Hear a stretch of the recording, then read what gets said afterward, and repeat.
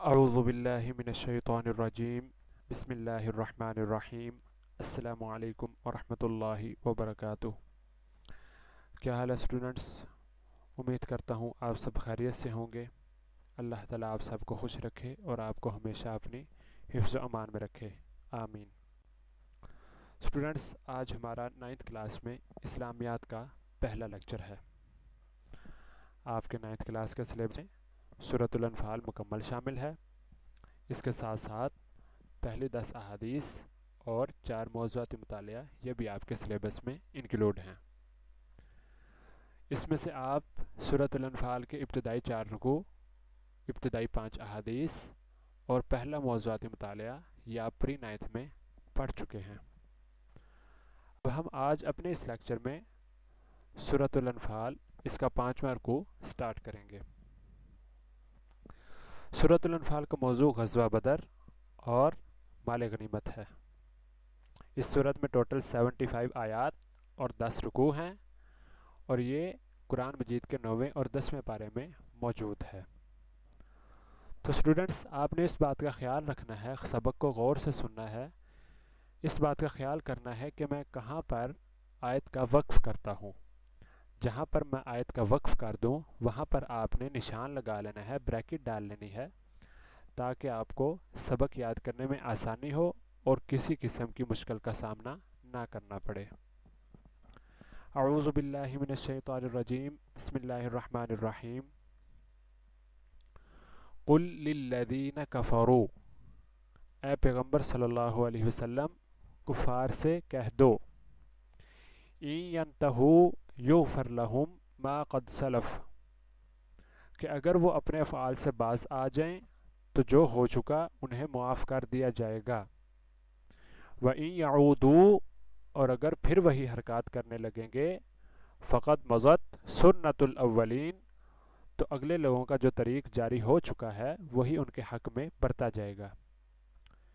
اس آیت کریمہ میں اللہ تعالیٰ ارشاد فرما رہے ہیں کہ اے نبی صلی اللہ علیہ وسلم کافروں سے کہہ دیں کہ اپنی حرکات سے باز آ جائیں، اپنے افعال سے باز آ جائیں، کہ جو وہ صحابہ کرام کو تنگ کرتے ہیں، نبی کریم صلی اللہ علیہ وسلم کو پریشان کرتے ہیں، جس کی وجہ سے جنگ بدر کی نوبت آ گئی، تو اللہ تعالیٰ کہتے ہیں کافروں سے کہیں کہ اپنے افعال سے، اپنی حرکات سے باز آ جائیں۔ اگر وہ باز آ جائیں گے تو اللہ تعالیٰ انہیں معاف فرما دے گا، وہ اسلام قبول کر لیں۔ اور نبی کریم صلی اللہ علیہ وسلم کی ایک بہت ہی پیاری حدیث ہے کہ الاسلام یہدم ما کان قبلہ، اسلام سابقہ سارے گناہوں کو معاف فرما دیتا ہے۔ یعنی کہ اسلام لانے کی برکت ہی اتنی ہے کہ اللہ تعالیٰ انسان کے پچھلے سارے گناہوں کو معاف فرما دیتا ہے اور انسان ایک نئی زندگی شروع کرتا ہے۔ اور ساتھ ہی اللہ تعالیٰ نے فرمایا کہ اگر یہ کافر باز نہیں آتے، مسلمانوں کو دوبارہ تنگ کرتے ہیں، صحابہ کرام کو دوبارہ پریشان کرتے ہیں، تو ہم ان کے ساتھ بھی وہی سلوک کریں گے جو ان کے پہلے لوگوں کے ساتھ ہوا۔ پہلے لوگوں کے ساتھ جنگ بدر میں کافروں کے بڑے بڑے سردار، 70 سردار قتل کر دیے گئے اور 70 سرداروں کو ہی قیدی بنا لیا گیا۔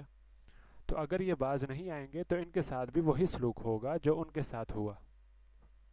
وقاتلوہم، اور ان لوگوں سے لڑتے رہو، حتی لا تکون فتنۃ، یہاں تک کہ فتنہ یعنی کفر کا فساد باقی نہ رہے۔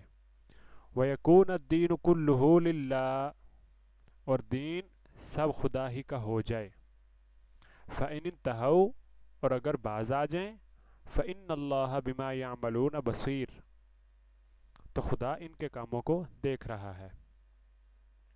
اس آیت کریمہ میں اللہ تعالیٰ مسلمانوں کو ارشاد فرما رہے ہیں کہ ان لوگوں سے لڑتے رہو، کافروں سے لڑتے رہو، یہاں تک کہ کافر اس دنیا سے ختم ہو جائیں اور اس دنیا میں صرف اور صرف دین اسلام باقی رہ جائے، یعنی کہ مسلمان باقی رہ جائیں، اللہ تعالیٰ کا نام لینے والے باقی رہ جائیں، کافر اس دنیا سے ختم ہو جائیں۔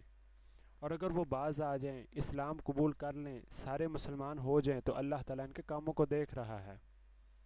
وَإِن تَوَلَّوْا، اور اگر روگردانی کریں، فَاعْلَمُوا، تو جان رکھو، ان اللہ مولاکم، کہ خدا تمہارا حمایتی ہے، نعم المولا، اور وہ خوب حمایتی، ونعم النصیر، اور خوب مددگار ہے۔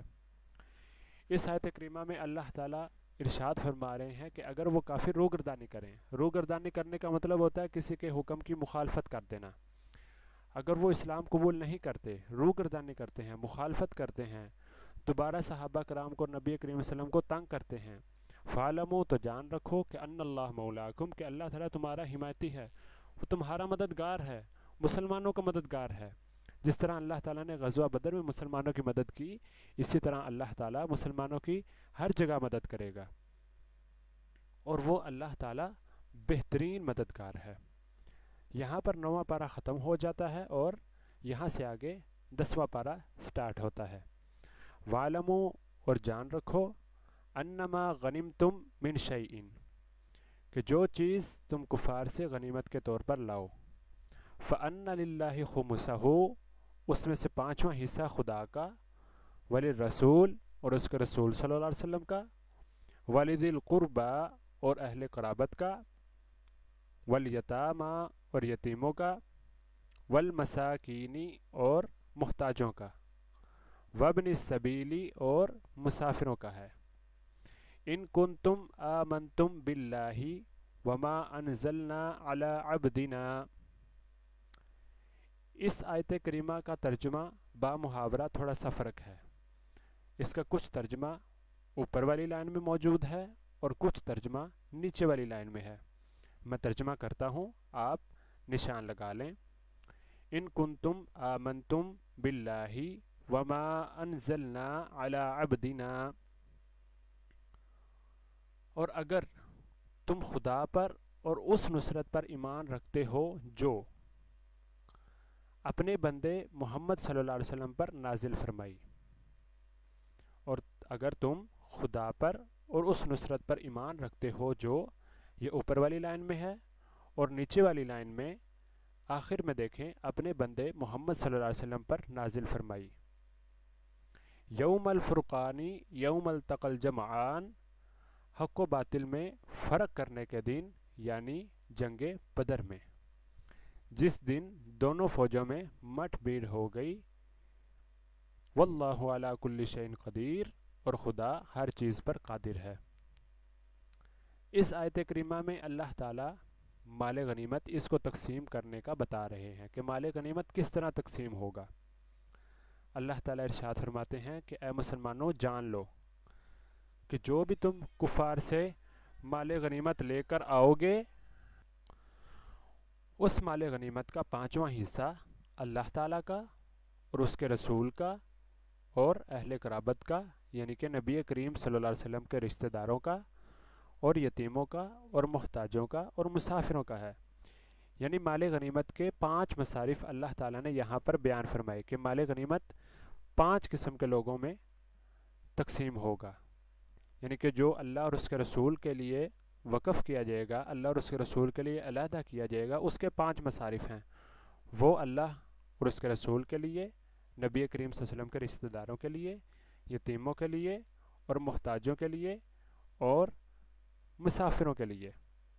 یہاں پر مسکین کا ترجمہ محتاج ہی کرنا ہے، غریب نہیں کرنا۔